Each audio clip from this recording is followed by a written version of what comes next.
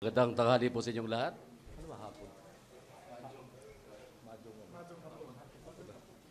Handa na po tumugon ng Pangulo. Ako na po magtatanong, Florante Rosales ng DZRH. Rante. Magandang hapon po, Mr. President. Ano po yung update, development sa government rehabilitation efforts and livelihood mga projects dito sa Bohol after nung manalanta po yung malakas na lindol no nakarang taon? 7 months na po yun. Ganda pakinggan, 7 months, kakamayo lang eh. Sige. Technically, tama ka. All roads, infrastructure muna, no? Opo. Naalala niyo yung... Ano yung lagi 3.5 hours?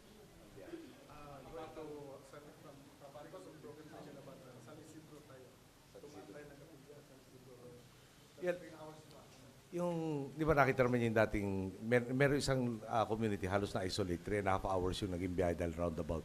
But anyway, all roads, temporary bridges are passable, permanent bridges to be completed by October 2014. Okay. Sa NHA, nagbigay ng 10,000 assistance, housing assistance to 38,800 families. Ito yung Home Materials Assistance Program. Okay. They belong to 9 affected municipalities of Bohol. Okay. Sa DSWD, 10,000 each has been distributed for shelter assistance to 34,000 families under the Emergency Shelter Assistance Program. 8 affected municipalities of Bohol. Okay. Of the 8,000 totally damaged houses, meron na natapos, pero yung construction is ongoing for 4,517 units. The construction for the remaining units to commence within May, this month, and for completion in October this year, according to the DSWD. Partnership between Habitat for Humanity and the concerned local government units. Okay. Meron tayong 11,398 na nag-benefit for 13 days for the Cash for Work program, no?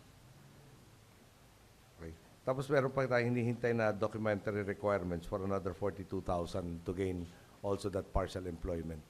So more or less, tapos medyo mas mahaba yung sa ports, for instance, yung lahat itong seaports, no? Na-damage yung Tagbilaran port in particular. Kung gusto mo, ka-happy furnish ka na lang namin dahil mga 5 pages yung, Sige po. yung listahan ito. Sir, follow-up lang dun sa aking tanong na po. In terms of economic developments and saka po yun, pagdating ng mga turista, kasi kanina po may mga kasabay kami sa aeroplano, mga foreigners din from Korea and other nationals. Ano pong update from Governor and ano po bang development? Kayo na po ang magbigay ng development, sir. Hindi, mas alam ni Governor. Bibigay ko na kay Governor. Sige po.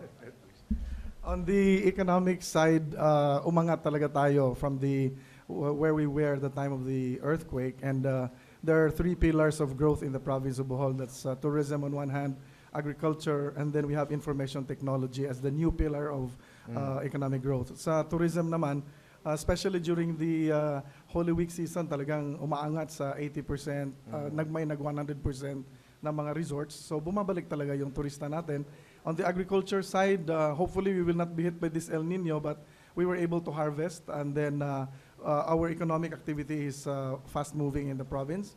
And we are just focusing on yung home-based livelihood activities, especially to fill in the gaps doon sa mga natamaan talaga ng lindol. And so that's about it. Thank you very much, Gov. Last question, Mr. President. Kontento po ba kayo doon sa...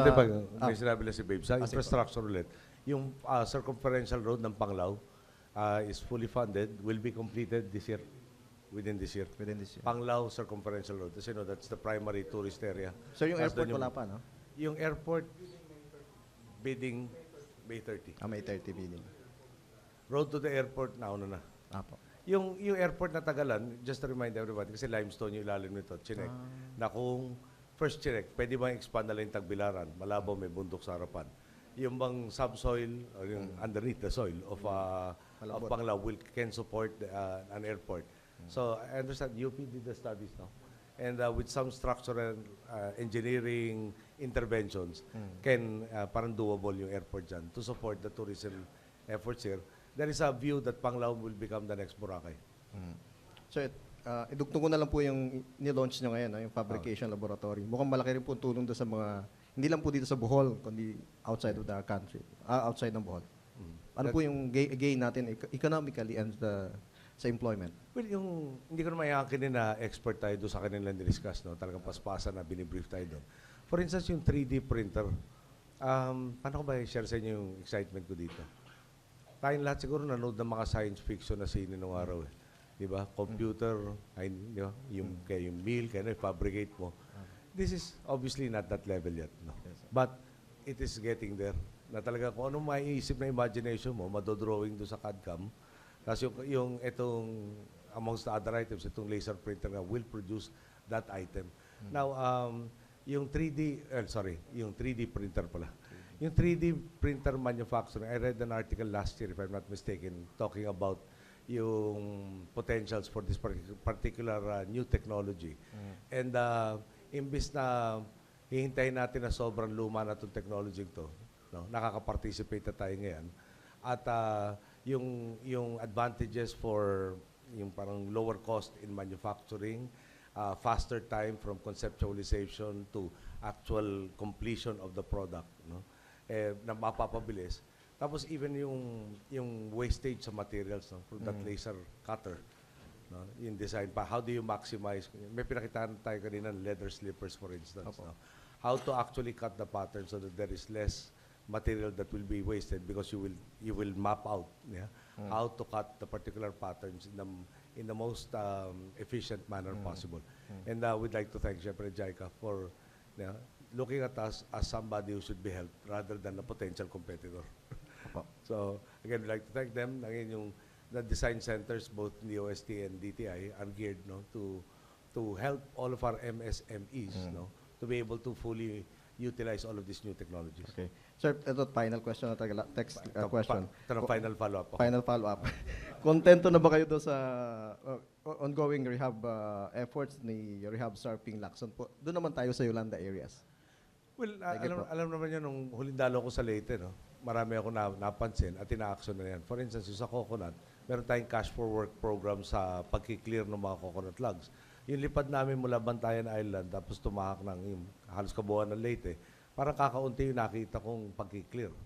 So, ang understanding ko, the latest report from Secretary Alcala is there are at least 10,000 of these logs, no, that are being collected daily. I have yet to hear from Secretary Lacson, no, in the new rehabilitation plan. But the good news is from, di ba, the daunting figure of over 300 billion pesos needed to build back these communities better. We are now talking of slightly over 100 billion. No? So, syempre, mas mababang amount, mas makakaya natin sa mas mabilis na panahon. So, yun ang kinagagalak natin. Tapos sila naman lahat ay naghahanda sa lahat ng detalye dahil ang reputation ko, konti lang raw ako magtanong, kaya pinaghahandaan lang ng gusto. No? So, hinihintay natin yung presentation nila para mabusisi nga itong ongoing na rehabilitation plans for Yolanda. Now, I keep telling everybody involved, ang start of our rainy season is June, and we're already in May, as you pointed out earlier. No? These communities have to be able to be, shall we say, parang resistant to any typhoon that will be forthcoming. Naka-apat na tayong bagyo, kung di ako nagkakamali itong taon na to. At meron mga low pressure areas na buti lang hindi na tumuloy pagiging bagyo. No? Of course, habang tag-init, ang nireklamo sa atin ngayon yung baka may magkaroon na El Nino. No? Tapos siguro next month naman, nireklamo sa atin sobra ulan. So, basta wag tayo sigurong huwag natin isipin yung pinaka-negative. Baka naman tutulungan tayo ng Diyos kung di tayo negative masyado. Salamat po. Thank you. Thank you. Catherine Valiente, Manila Times. Good afternoon, Mr. President. On power rate hike, Meralco has announced of another wave of increase on electricity rate effective this May. Our country is recorded as one that has high rate in the world. This high cost of power is holding back the industrial sector from accelerating and creating more jobs for Filipinos. There's a company in Batangas that shut down operation because of this high cost electricity. So what can the government do to ease up this high cost, expensive electricity rate in the country? Okay. Well, marami na kakailanganin ko kalahating araw para ipaliwanag sa inyo lahat ng ginagawa. No? Baka pwede some highlights. For instance, nag-facilitate ang DOE ng bagong business model between suppliers of solar panels and various private institutions, educational institutes. Okay? Yung dati kasi, ang model is may supplier, may benta sa yung produkto, parang one-time na lump sum payment. Medyo mabigat yung initial na outlay. This new model, basically, yung masisave ng mga schools from their electricity bills, no, will be what will be utilized to pay for the installation of these solar panels in a period of, I think, 15 years, kung di ako nagkakamali. Okay. So, that's one of them. Anong value nun? Babawas yung demand on the generating side. No? Yung presyo tinuro sa atin na para may seasonality rin yan. Yung presyo kasi is the mix of all the sources of energy. No? Geothermal, coal, bunker oil, hydro, solar, etc. Ngayon, pagdating ng summer months, yung hydro component of the mix buwababa. Buwababa yung water levels, di ba? So, bababa yung generating capacity nila. Tumataas yung proportion of the other fuels within the mix. So, ano ginagawa natin? Number one, from the start, hinabol natin na paano ba i-encourage na dumami yung generating plants. As you know, medyo gumaganda pa lalo yung ekonomiya natin, lalaki yung demand. Yung ating margins, dati medyo maganda-ganda, ngayon may mga unscheduled na shutdowns from various plants na nagiging manipis. Pero ang importante nga, one, increase the generating plants. Number two, yung idea ng competition, kailangan mapalakas natin yan. A lot of the generating companies, before they start their operations, actually lock in their sales for the next 25 years. So, probably there will be changes to IPIRA also to facilitate more competition. Meron pinag-aaralan ngayon na baka dapat yung trading range do sa spot market ay magkaroon ng parameters, so para may limits na hindi masyadong open market. But that is being studied. No? Baka naman may restraint of trade na issue sa legality nun. So that has to be checked. Yung ina-encourage rin natin yung, may technical term, no? But basically those who consume 1 megawatt and up have the right to choose, no? Or to direct contract their supply. So we now see certain entities that are no longer putting up generating plants dahil sure na sila na nabebenta yung kanilang produkto. So confident sila na by the time they set it up, they will be able to find the necessary customers. And in that sense, no, parang hindi na nakalakin yung presyo for 25 years. Talagang lalo mag-interplay yung market forces that will bring down the prices. But again, it's a multi-pronged strategy. Umpisa ka muna sa generating, dagdagan. Second, siguro, baka spread out mo kung paano nakukuha yung electricity, and solar is one of them. Yung third is a review of all the pertinent laws and how to encourage competition so that there will be a drive for greater efficiencies which will redound to more reasonable prices. Now, gusto ko sana i-report sa inyo na successful tayo in all these fronts, but as you know, for instance, in Subic, there's a plant called Redondo. They finished the groundworks, no? They finished so many things. And at the late stage, bigla nagkaroon ng action, I think, on a writ of kalikasan. Dinelay. And the delay is 600 megawatts. Now, in the newer coal-powered plants, I'm told, are more efficient. So even yung generating nitong coal-powered plants from those that are already in place, now, bababa ang generating cost nila. So, syempre, bababa rin yung kanilang selling price. At yun ang sana, mapamadali natin yung pag-entry nitong more efficient coal-powered plants. But again, may ecological concerns, may societal issues na kailangan natin ma-sage. Then of course, the other aspect is how do we actually get a regasification plant? No? Yung gas is occupies so much volume, it's compressed or it's liquefied, then to be able to utilize it, you have to bring it back to its previous gaseous state. And presently, we don't have that facility. Sir, considering the previous pronouncement made by Secretary Petilla that we'll be experiencing power shortages, particularly this summer, are we expecting to experience this power outages to continue? You said earlier there's still a reserve. Sapat po ba ito para mapigilan? I don't recall he saying that there is guaranteed shortages. There can be shortages dependent on how much we utilize the power. In the example he cited was kunyari air conditioner raw. Ang temperature natin, may nasa dyan ko 36 degrees. Gusto mo sa bahay mo raw, ilalagay nila sa 19. So malayo talaga yung malakas talaga ang demand sa kuryente. At lalong habang umiinit, lalong dadami yan. Siyempre, yung mga refrigerators also, no? yung bukas-sara, etc. Now, ang nagiging issue ay may mga power plants na scheduled for their periodic maintenance. Meron naman nag-shutdown na hindi scheduled. No? At yun ang nagbibigay ng pressure. So, dependent on how much we utilize, no? Yung gano'n mo mag-exceed yung from our normal consumption, eh yun ang talaga magkakaroon ng pressure dahil kakainin nga yung reserves na nandyan. Now, mas klaro ako for instance sa Mindanao, nakulang na nga talaga. 4 megawatts lang doon ang surplus eh. Yung mga, kunyari malls, yung malls will have their own generators. Meron isang program nga kung saan patatakbo yung generators para hindi na kumuha ng kuryente sa grid yung mga mall. Tapos yung price difference binabayaran ng distribution utility. Para, again, mabawasan yung kailangan i-generate ng ating generators na magagamit naman ng others who don't have. Now, the other program there was, if you remember, sa Mindanao in particular, yung magbe-bridge ang gobyerno through NEA, fi-finance natin yung pagbili ng mga cooperatives sa sarili ng generators. Now, anong resulta siguro dapat ang susunod na tanong doon, ang problema, karamihan ng inalok, naisipan nila na mag-invest dito, ngayon taon na lang to. Last year pa natin sinasabi. Nung tagulan, parang they didn't feel the need. Ngayon na tag-inid, parang may mga nagreklamo na ang bagal ng proseso. Pero sa totoo lang, nung last na report, nakakadismaya, nag-uumpisa pala sila ng bidding. At yung buong process kasi, 4 na buwan. So kung de-delay mo yung kung kailan kayo magbibid, o kailan nyo didesisyonan na kukunin itong equipment na ito, siyempre matatagal rin yung installation, dagdag yung pasakit sa taong bayan. Sana nag-isip na lang silang tigilan na yung cycle, na tag-init, kulang yung hydro, lalakas yung power shortage, lalo sa Mindanao. Meron naman paraan eh. At temporary nga to hanggang ma-online by 2015, by next year, no? Yung several of the plans that we're looking at. Thank you po. Thank you. Huling tanong, Teresa Andrada, GMA7. Good afternoon, sir. Correct. Sir, gusto po naming malaman kung naisumite nyo na po ang inyong SALN at kung tumaas po ba ang inyong assets at net worth. Nasubmitin na raw at of course hindi ako personally nagdadala sa ombudsman nito. So nireport ng aking natusan na naisubmit na raw at tumaas ng by, if I'm not mistaken, 1.3 million.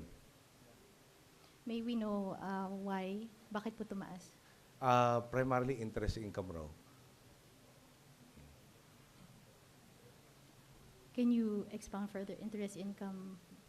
Na cash on hand earns interest at that interest. Kasi parang yung expenses, I tried yung talking to my sisters for instance, so sinubukan ko na, number one, nag-divest ako from all the other interests. Tapos to a large degree, para sa expenses, yung, kunyari, damit ko, yung mga ganun, no? Sila nag-handle to be liquidated with them para mabayaran ko sila by the time that I recover full control of the assets that I have. So, inabunuhan muna nila to a large degree. So, I expect my last SALN to have a marked reduction. Sir, my last question. May panukala po si Senador Antonio Trillanes IV para pataasin daw po ang sweldo ng mga government employees. Ang Pangulo po, ang kanyang panukala ay itaas na sa 1 milyon ang sweldo. Ang lowest grade government employee from 9 to 16,000. Ang kanyang dahilan ay para daw maiwasan na raw po na ma-encourage o ma-tempt na pumasok sa katiwalian ng mga empleyado. Kayo po ba ay suportado dito? Una-una, iklaro ko lang, pag sinuporta ko, hindi ako kadamay doon sa increase. You cannot enact a law that will benefit you. No. So I signed the law. If that bill becomes a law, I sign it into law. I cannot benefit from it. Tapos yung the members of Congress who will also authorize it are not also entitled until they finish their terms. Kung congressman kang bago ka, 9 years bago ka pwedeng, maging batas na yan, 9 years bago mo ma-change yung grade. That's the way I understand it. Pero having said that, dream naman natin from the start, no? Yung Singapore is able to hire really very good people, primarily because yung public sector salaries are almost at 80% of yung private sector counterparts, no? Sa ating gobyerno, sa totoo lang, it's about, I was just told this yesterday, something like 20 or 40% ang kinikita ng lowest grade, yung entry level, higher than the private sector. Buwababa lang yung parang nagre-reverse, no? Na mas mataas sa private sector after nagkaroon ng mga promotions. Okay. Having said that, supportahan ba natin yan? Ambisyon natin yan. Ang tanong, ambisyon, kaya ba natin gawin? At siguro, isang bigay ko sa inyo example, kung gaano kabigat yung ating suliranin tungkol sa pagtataas, simple pagtataas. Siyempre, maski anong pagtaas dyan, times 1.6 million members of the bureaucracy. No? I'm not even sure if that is just the executive department. Okay. Now, and of course, the executive is the biggest.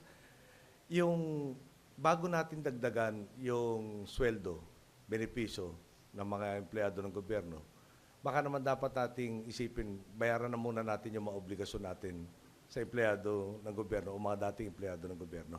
So tinutukoy ko in particular yung pension and benefits ng AFP, PNP na unfunded. Unfunded, ibig sabihin sa budget kinukuha taon-taon. Okay. Sabi sa akin ni Secretary Abad, ang latest figure nung para mabayaran nga yung mga obligasyon natin doon, yung seed capital pala. Seed capital to fund a pension system for them, ang kakailanganin natin 4.3 trillion. Okay. The national budget is 2.6 trillion. So mas malaki pa yung seed capital nun than the national budget.